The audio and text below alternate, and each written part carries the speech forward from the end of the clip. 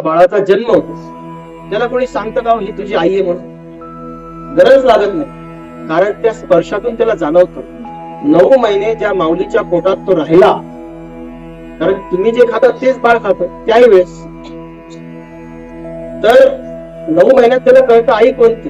त्यामुळे नर्स असो, डॉक्टर असो, आजी असो, मावशी असो, काकू असो, मामी असो, त्या बाळाला घेताना त्यांना लगेच कळतं स्पर्शाने की ही माझी आई नाही, म्हणजे रडायला लागतं. आईजवळ दिलं की ते शांत होतं, कारण त्या स्पर्शातून त्याला कळते ही आई आहे. वडील कसे कळतात?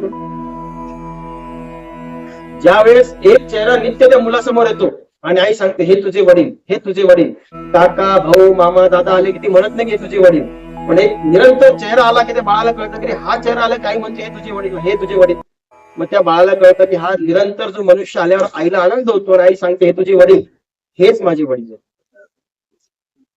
जसं आई वडिलांची ओळख करून देते, तसे भगवंताची ओळख गुरु करून देत असतात. म्हणून आयुष्यामध्ये सद्गुरू असणं हे महत्वाचं आहे.